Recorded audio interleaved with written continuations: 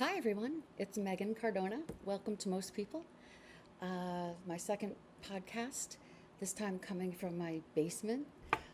It's early in the morning here. Just fed my dogs. Hopefully, they're going to stay down and quiet. They still could come asking for something. And my husband is asleep. Hopefully, continues that way. And he doesn't get up and come down and interrupt my podcast. So, this is my second podcast for most people. I'm very excited and I want to talk about sharing today. My statement that this is built from is most people share. And it came from an interaction that we had a couple weekends ago. We met an amazing and inspiring gentleman. Uh, After many long months of trying to find the right buyer for Brian's vehicle, it was a BMW motorcycle.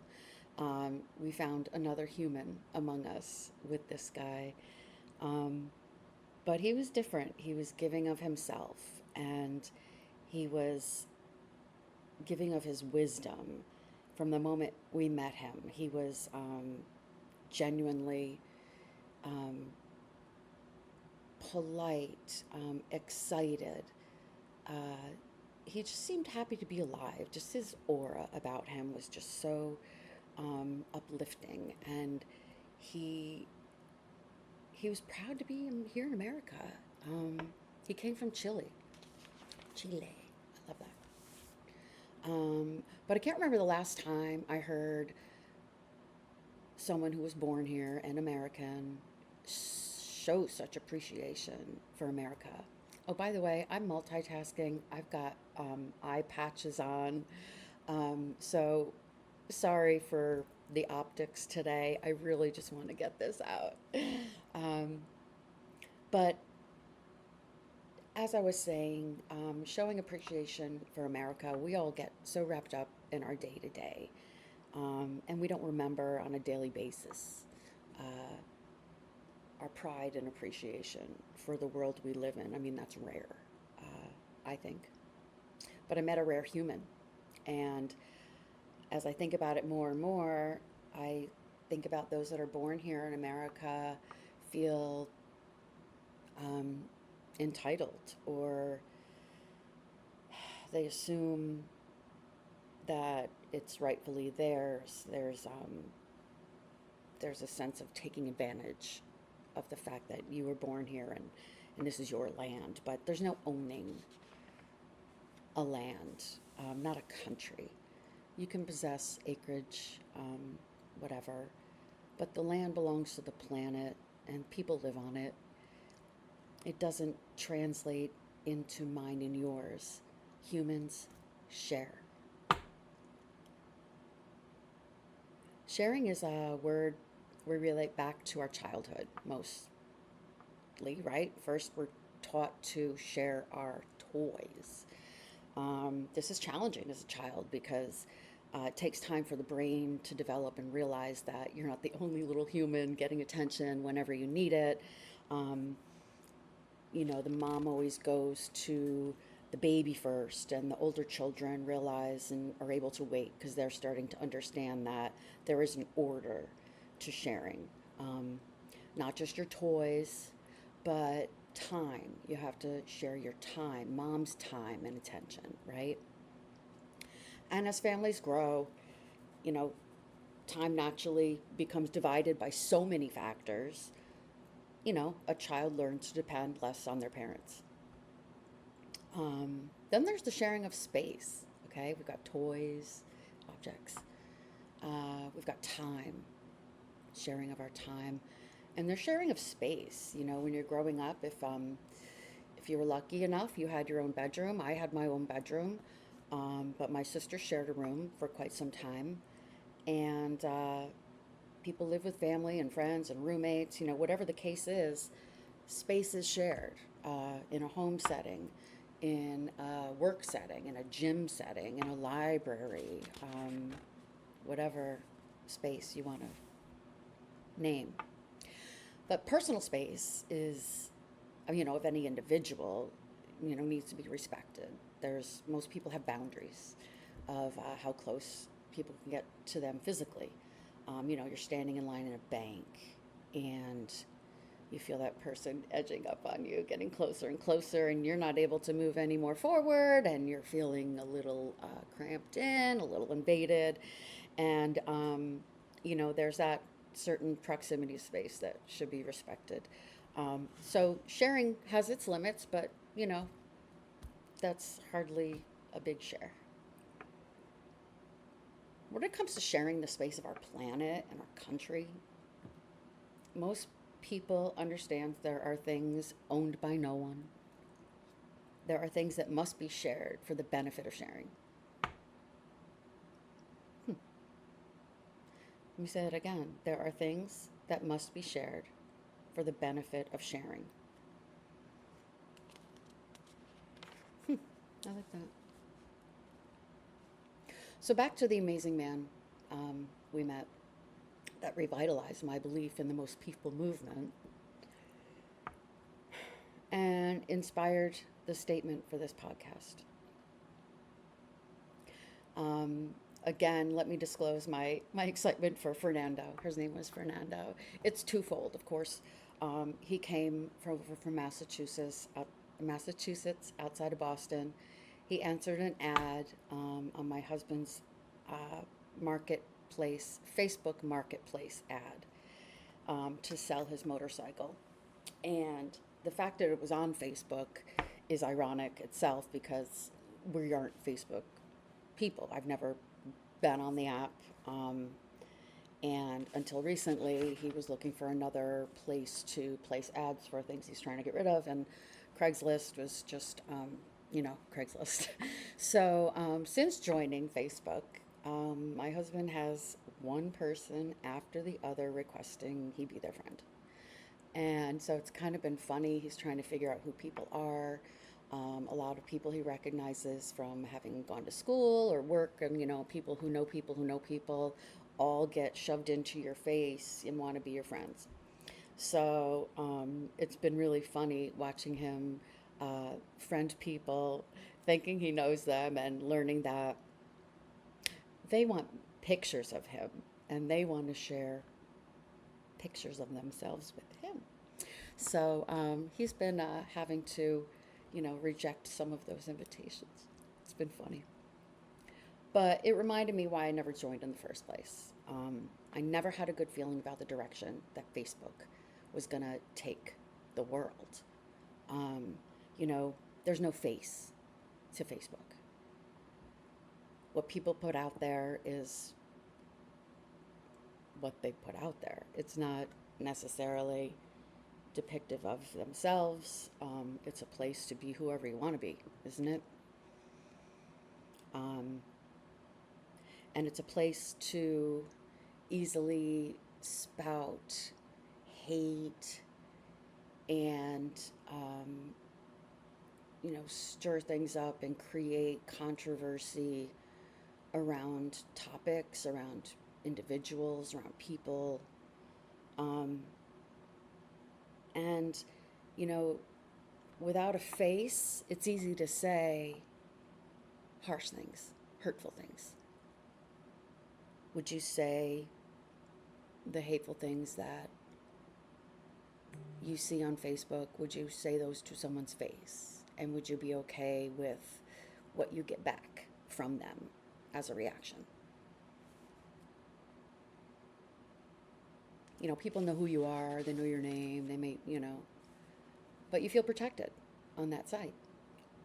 There's no in-your-face rejection. It's comments. You can turn comments off probably, right? You don't even have to hear what people think or say. You can just spout your hate and be unaffected by it. And being unaffected by your own ignorance. It's a sad place, right? I'll bet it makes people feel powerful though, right? Hey, I just said this about this group of people, and I said these group of people are bad and people should hate them, and aren't I powerful? No, you're weak. It's weakness. It's weakness. If you can't go up to someone's face and tell them what you really think about them and are willing to receive what you're going to receive from them as a response,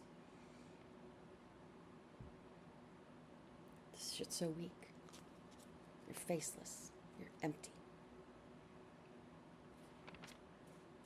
So let's get back to Fernando, my friend Fernando from Chile. So yeah, he bought the motorbike, asking price, no bullshit.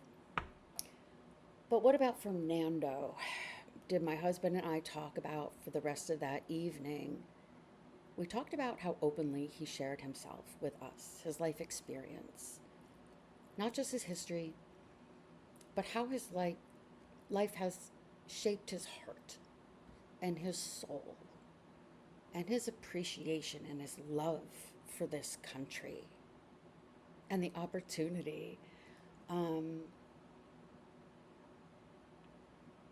His thoughts, his genuineness for every breath he took, not religious, but spiritual. Thankful, such a thankful guy. Coming to America, the opportunities have has given his life meaning. It's given it purpose. And he never could have imagined that as a little boy growing up in Chile.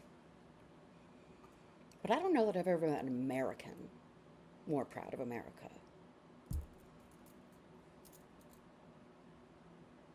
Americans share their American pride.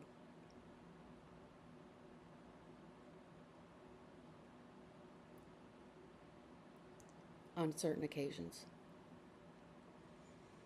Holidays, Veterans Day, Memorial Day, 4th of July. But this guy celebrates America every single day.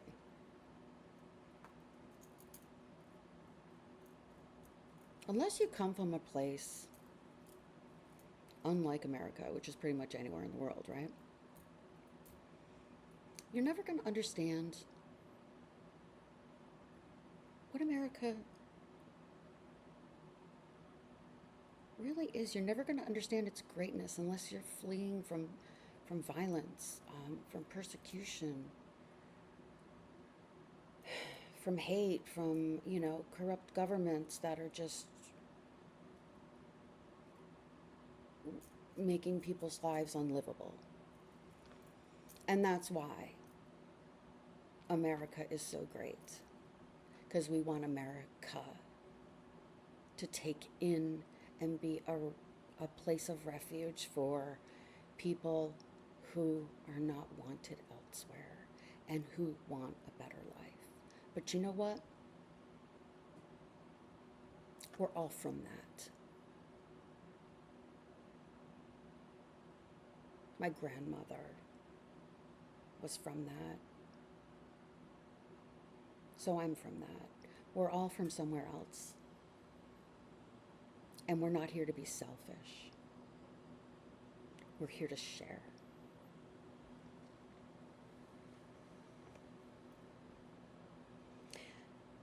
Why does someone born here in America not want to share their freedoms with others? Why is it harbored? Why is it hoarded? Why is it not transferable? Why is it only for them? They don't own it. America's an idea. You're born into a shared country. You're nothing more than a chip in the mosaic. I mean, those seeking a better future, like Fernando, have every right to come here and do just that. He's a successful businessman. He's traveled around the country. He's lived in different places, different states.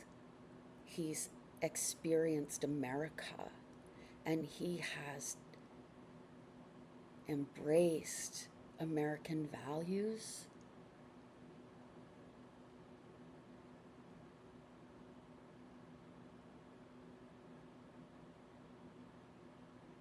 He's a businessman. He's a cabinet maker, for crying out loud. Like,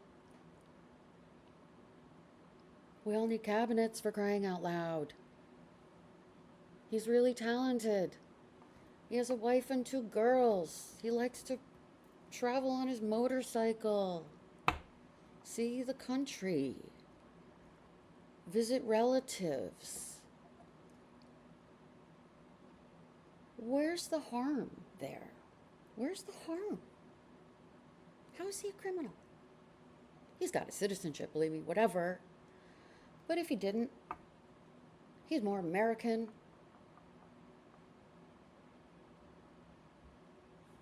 than most Americans.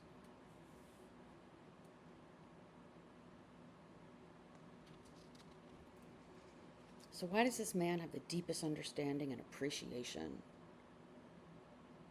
for our country pose such a threat?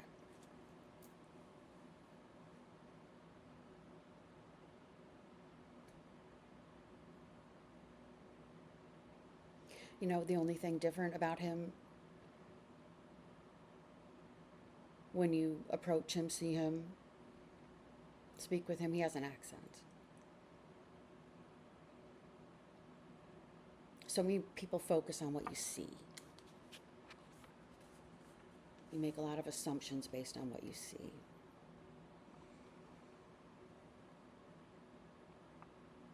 He wasn't born here, but he shared his love and his appreciation for everything.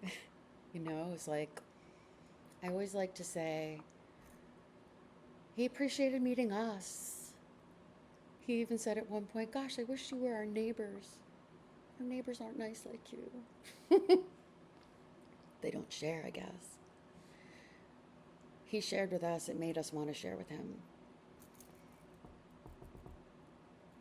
And I always like to say, you can look at someone, see what makes them different from you.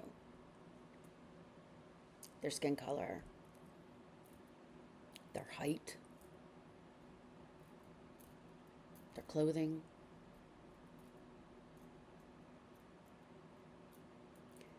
Someone has tattoos, you know that you don't have tattoos, but they have tattoos, that's different.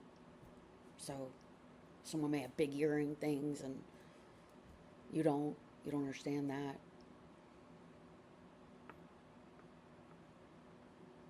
But when you talk to people and you share what's on the inside of you, you're going to find a lot of things that are not different.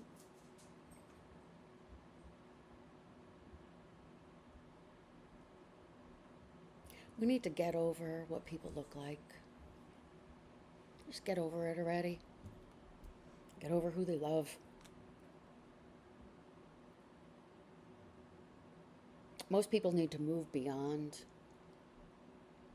what they see and share what they can't.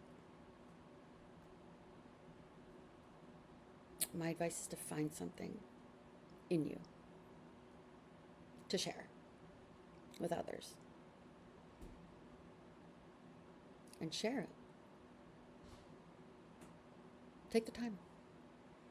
Talk to a stranger. Say hi to that person in line at the bank.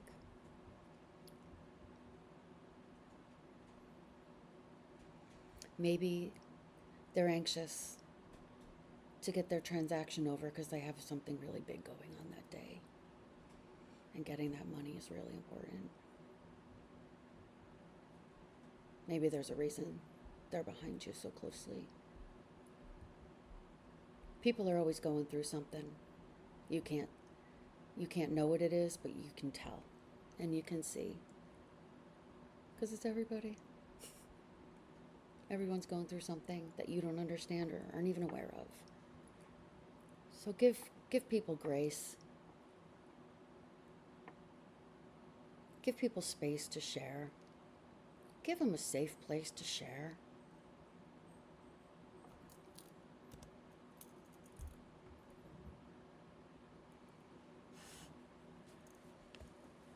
thanks for joining Most People today. I hope you enjoyed my perspective. And I would like to thank Fernando.